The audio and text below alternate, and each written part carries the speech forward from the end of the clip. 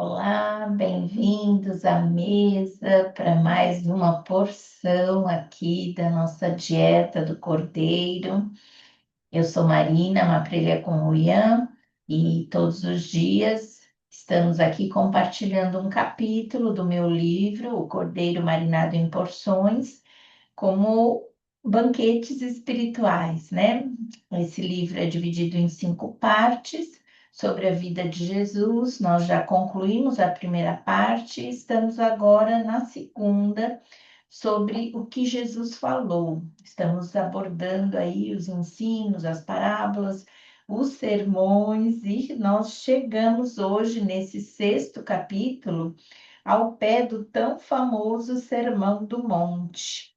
Olha, eu digo ao pé do monte porque, curiosamente, grande parte do conteúdo deste sermão, que Mateus, no capítulo 5, diz que Jesus começou a ensinar os discípulos no monte, Lucas, por sua vez, informa no capítulo 6 que Jesus desceu num lugar plano e começou a dizer partes deste mesmo sermão. Portanto, o que importa aqui não é se estamos com os pés no plano ou no monte, mas se estamos com os olhos elevados para cima e o coração aberto para as coisas lá do alto, tá bom? Na verdade, confesso que eu estava apreensiva para chegar nestes ensinamentos, porque são mesmo demasiadamente profundos, tanto quanto são de altíssimo padrão ético e moral. Mas não tive escapatória. E a coincidência da lição desta semana do nosso PG, né, do Pequeno Grupo de Estudos Bíblicos, ser exatamente esta passagem, só veio a confirmar que era o tempo de abordá-la aqui também. Bom, eu não vou ter espaço suficiente de uma semana, de um mês, de um ano para me aprofundar em cada uma das bem-aventuranças aqui listadas, porque senão também não terei o espaço, né, da temporada aqui para completar todos os ensinamentos dos evangelhos. Então, aqui devo ser mais sucinta. Nós temos todos os vídeos, têm uma média de 10 a 15 minutos, né, para ser como devocionais mais rápidos. Então, vamos pelo menos registrar na íntegra esses 12 primeiros versos deste, que é um dos maiores sermões de Jesus. Diz assim, Mateus 5, né? Vendo as multidões, Jesus subiu ao monte e se assentou. Seus discípulos aproximaram-se dele e ele começou a ensiná-los, dizendo: Bem-aventurados os pobres em espírito, porque deles é o reino dos céus. Bem-aventurados que choram, pois serão consolados.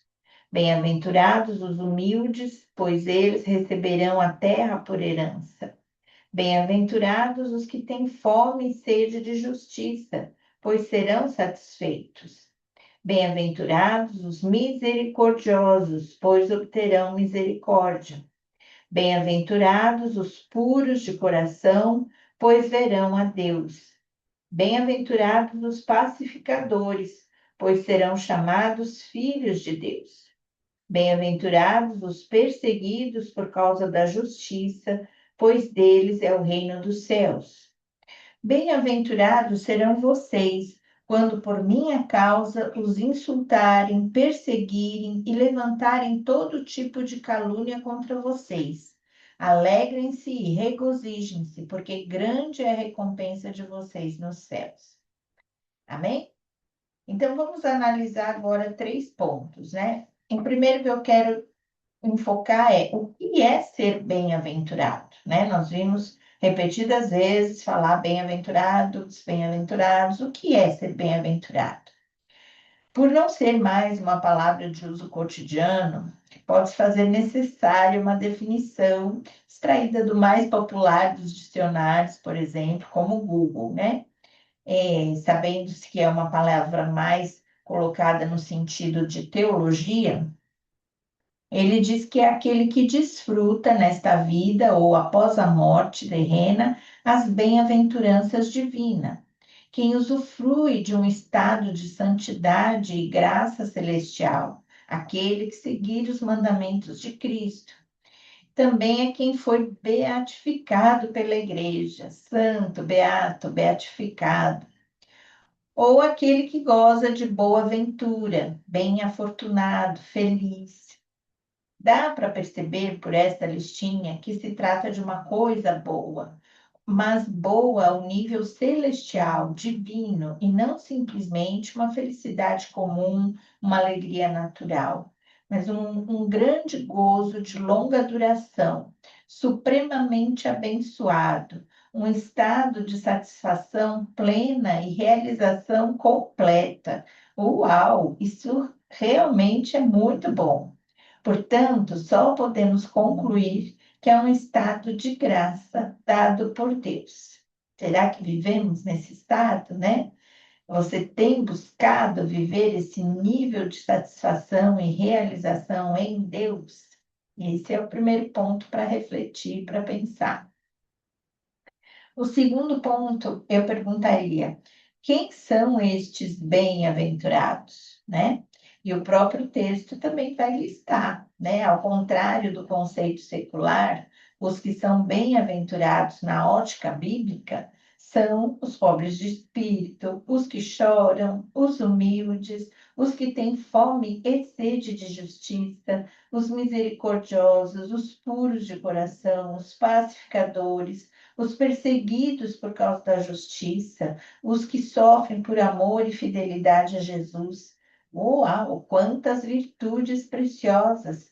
Que perfil de caráter perfeitamente adequado para um cidadão do reino de Deus. Não é à toa que a recompensa só poderia ser mesmo celestial, pois este mundo não reconhece alguém com esta conduta como ser bem-aventurado.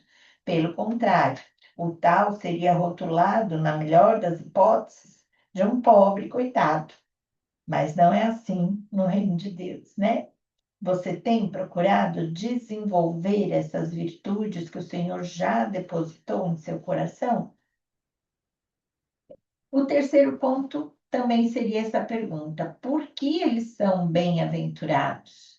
E, novamente, o próprio texto tem as respostas.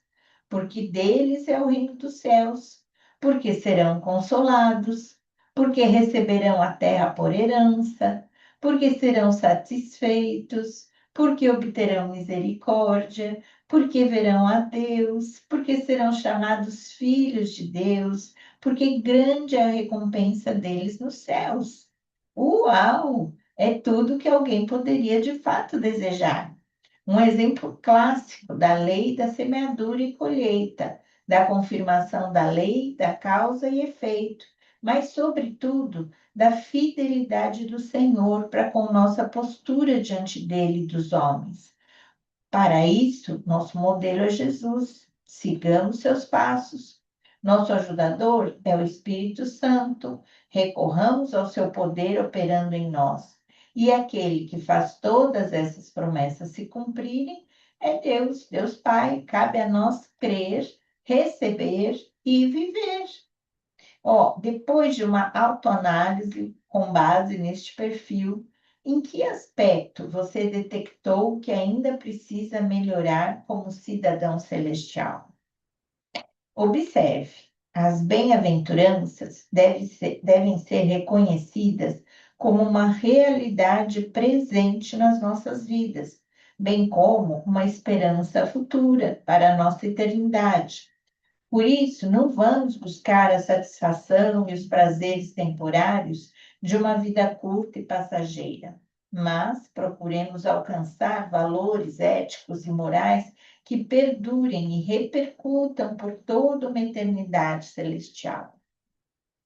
Recomendo você reler na sua Bíblia também, ou ouvir novamente esse áudio, esse vídeo, essas bem-aventuranças. A gente vê que a própria Bíblia explica a Bíblia, né? Se você ler um texto desse e perguntar o que é ser bem-aventurado, você vai ter o perfil ali descrito. Quem são estes? Também o texto explica. Por que eles são os bem-aventurados? O próprio texto demonstra. Então, reflita nesse trechinho inicial do Sermão do Monte e a gente vai continuar amanhã prosseguindo no mesmo capítulo, avançando trecho por trecho, refletindo, meditando, examinando, pedindo não só para o Senhor nos revelar, nos ensinar, mas também para a gente responder a cada pergunta que eu vou lançando, a cada aprendizado, né? Observando cada detalhe que vai sendo apresentado, ok? É isso aí. Então, Deus abençoe seu dia e até amanhã, se Deus quiser.